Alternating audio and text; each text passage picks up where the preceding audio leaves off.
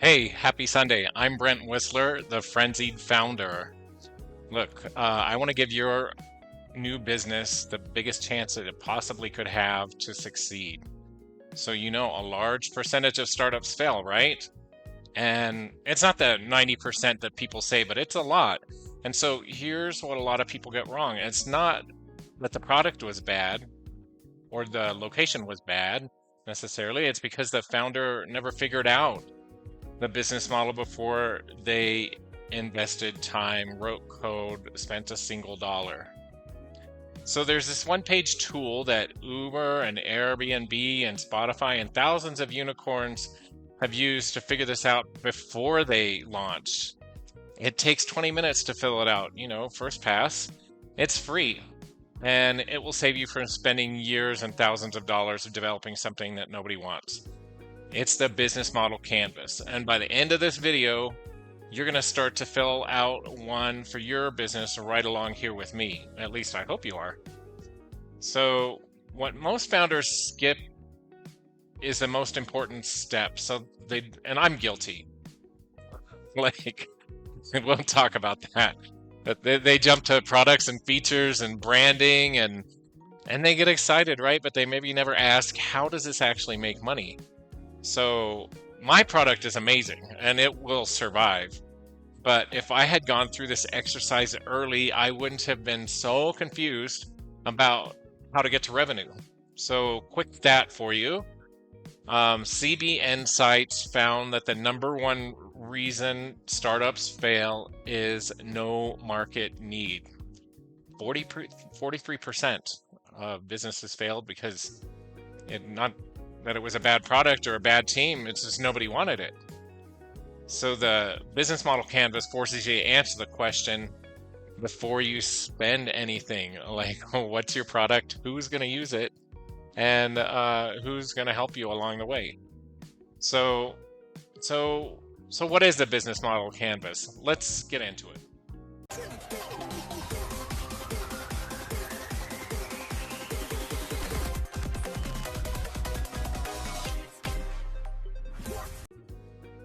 Okay, y'all, I got my glasses on because we're fixing to get serious here, and I can't see. So the business model canvas was created by Alexander Osterwalder based on his 10 years of research into business models. It's licensed through the Creative Commons copyright, so you can read more about that on the presentation that you can download after this episode. And basically what that means is if you're going to use this model, you're free to use it. Just if you're going to develop content like I am today based on this model, that you need to acknowledge and carry that license forward. And so it's literally just 9 building blocks on one page. So you can take a look at it. The good thing is it's one page, so that tells you kind of how much detail you're going to go into. So to get started is easy. So we're going to just talk about these 9 blocks here in the next few minutes. Customer segments, value propositions, channels, customer relationships, revenue streams, key resources, key activities, key partnerships, cost structure, not necessarily in that order, but don't worry, we're going to go through every single one. Included in today's download are some examples, so we can just jump in and look at right now. These are some examples of companies that you may have heard of, and we'll come back to these later. At least we'll take a look at one of them, but they're going to be in the download, so you can just take a look and see what a good job companies like Airbnb, Uber, and Booking.com did in figuring this stuff out for themselves. So for now, though, let's sift through these blocks and see what they mean. Do you remember BusyBuzz Cafe? We'll fill those blocks out for my company, my coffee cart in Anchorage. It's an imaginary coffee cart. I've never been to Anchorage. If you know, you know. Well, if you don't know, you should have watched last week's episode about starting a business, so go look for it on my channel. So let's look at the 9 blocks. Okay, pals. Hey, at the risk of boring you, I do want you to know that this is going to be part of a bigger class in business planning. And so check the comments or maybe somewhere here on the screen, the description on the video to kind of express interest in that. I won't spam you, but I will let you know when I finally finish my business planning course so that you can maybe take part in it. I'm not going to gatekeep the download for today's, business model canvas download. I'm not going to gatekeep that behind an email address today, but I would appreciate if you would send me your address so that I can just keep in touch about this course and how it evolves and similar business planning courses that I have in the future. So before we run into the examples for the BusyBuzz Cafe, let's just look at like a closer up look at this block. So I won't spend a lot of time here. Here at the bottom, you see the copyright. So just make sure that you carry that forward if you decide to adapt the content for your own use.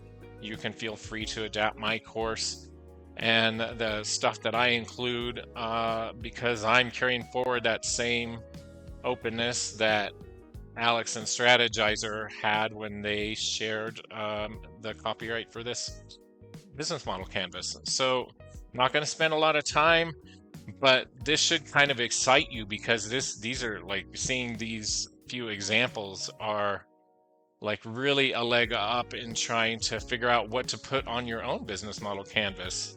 Don't cut and paste. So there's Airbnb, Booking.com, and Uber. So you can get those in today's download. Okay, so back to BusyBuzz Cafe. And then if you want to get out your, draw your little 9 canvas boxes on a piece of paper while we go along for your business, you can, but maybe just do it later. So let's jump right in with key partnerships, which is one of the first boxes. And so what is that about? So these are the companies and suppliers and organizations that you need to be able to make your business model work.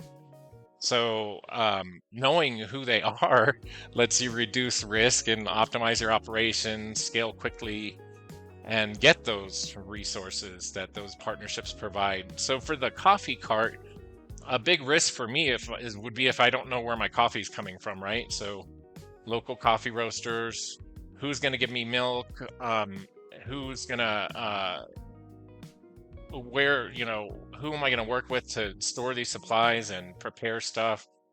And then I've got to work with the property owners where I'm going to put my coffee cart, and the local city council, probably equipment suppliers, all the things. So that's what key partnerships are and why it's important.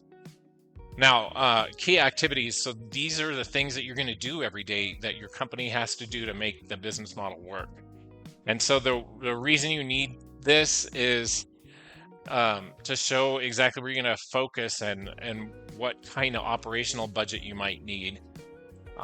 So for my coffee cart, that's going to be things like brewing the coffee, replenishing the inventory, setting up and breaking down the cart, cleaning and managing the point of sale, and then of course compliance with local regulations.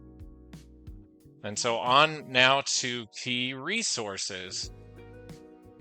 So the most important assets of your business are what you want to record here. So they're the things that are required to make your business work. And so you need this to sort of show what you've got to have in order to make your business model work. So in the case of the coffee cart, obviously I've got to have a coffee maker. I need to have that cart itself. I've got to have trained people to work in the cart. I've got to have some initial cash and like supplies to make the business work. And then of course, well, I've already got my brand. You saw it. Gemini made it for me. So those are key resources. Now onto the value proposition. We hear this term bandied about all the time, and it just simply means like, why would anybody want to do business with you? So what's the unique bundle of products, services, and benefits that create the value for that segment? So we're going to talk about segments in a little while, but you can sort of see it in my example here. You've got to be solving a problem that people have. Otherwise, there's just no reason to have a business at all. And so that's kind of what we're getting at here. So in our rushed commuters segment, we're giving them a way to get their coffee on the fly really quickly and get on their way to work. I would argue maybe they could have done it quicker at home, but anyway, that's the benefit to that segment. Specialty coffee lovers, in Anchorage where the BusyBuzz Cafe is, they don't grow coffee. So people might really put a premium on having the best kind of intensely flavored Colombian coffee. So they there are kind of coffee gurus that appreciate that. And then our budget conscious locals probably just love us because we're so cost effective. I mean, our product is inexpensive, and we have loyalty programs where they can punch their card and get a discount. People love a discount. So that's value propositions. Next up is customer relationships. This is kind of like, what is a relationship between you and your customers? So in the case of my coffee cart, we've got personal assistants. You've probably seen this at Starbucks. You go in and they write down your name and then they try to remember it later. So if you go into the same coffee shop every day, they're going to know you by name. So that's that goes to the relationship, and that's a really simple reason people might come back because you remember them. Loyalty perks. Community engagement. Are we having like poetry readings or events that we like what is making me want to come back? And then the self-service and the speediness of it. So those are some examples of customer relationships. Now on the customer segments, we touched on a little bit before. So these are like the groups of people that you organize your customers into. A person could cross two segments, but basically it's how you categorize mentally your customers. And why that's necessary is because that's going to help you group them to tailor an offer towards them. Because the advertising, for example, that goes towards rushed commuters is probably a little different than the message that you would be sending to specialty coffee lovers. So that's why you segment your customers, so you know how to serve them and direct marketing activities to each segment. So onto channels. That's how we get our business, our product or service into the hands of customers. And for the coffee cart, that's, they can just walk up and order. So I got to make sure I have good locations. They can purchase on our mobile app. They might get a gift card or give a gift card. And there might be after hours events because I might do catering service with my coffee cart, or maybe I have an extra cart for that or whatever when I'm not busy serving rush hour customers. So those are examples of channels. Now, cost structure. This is like, in one way or the other, you have to do this in any way that you're going to plan your visit. Your business. You've got to figure out. Although lots of us don't do a very good job of this, and we kind of find out later. We've got to figure out what our fixed cost is. What are the monthly subscriptions that I need? What are the fees that I have to pay every month, and my insurance, and things that we can dependably know that we're always going to have to pay. And then what are the variable costs, which might be the ingredients, which go up and down depending on how many coffees we're selling, right? So these are things that vary based on how much we're selling. But anyway, the cost structure is just capturing what are all the costs that go into the business. And so that's going to help us figure out how to budget and figure out what we're asking for if we're looking for a loan or investment. And now revenue streams, these are all the ways that you can monetize your business. So the obvious one for the coffee cart is direct sales. Like somebody comes up and they order coffee and boom, done. But you could also maybe upsell food to them.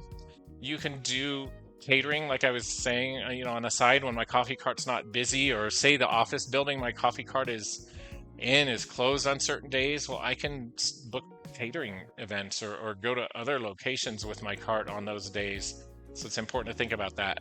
Merchandise sales, I might put my logo on coffee cups and sell them, or on t-shirts. Prepaid gift cards is another way to get customers in the door that normally wouldn't come in. And the subscriptions or punch cards. So those are all examples of channels, revenue streams where I get money coming into the business. And so why do I care about all this? What about my investor pitch? Well, so think about the things your investor is going to ask you, like, what the hell is this? What is it that you need? And what do I get out of it? And so now with this, having done this homework, you have the data to answer those questions. So are you going to get funded? It's probably a lot more likely that you will if you've thought about all of these things, because if you can't be bothered to put in this work, then should anyone invest in your company? It's just a question that I'll leave open for you. Okay, so that was the 9 blocks. Let's go back to the template and ponder it though for a minute. So this is where it gets kind of powerful. Look at how these blocks connect. So your revenue streams have to match your value propositions. In other words, like, what is it that you're offering your customers? And that's what they're willing to pay for. So those kind of two things match up. And your cost structure has to make sense with what your key activities are. So you need to include all the things that the costs that you're going to have to run those activities.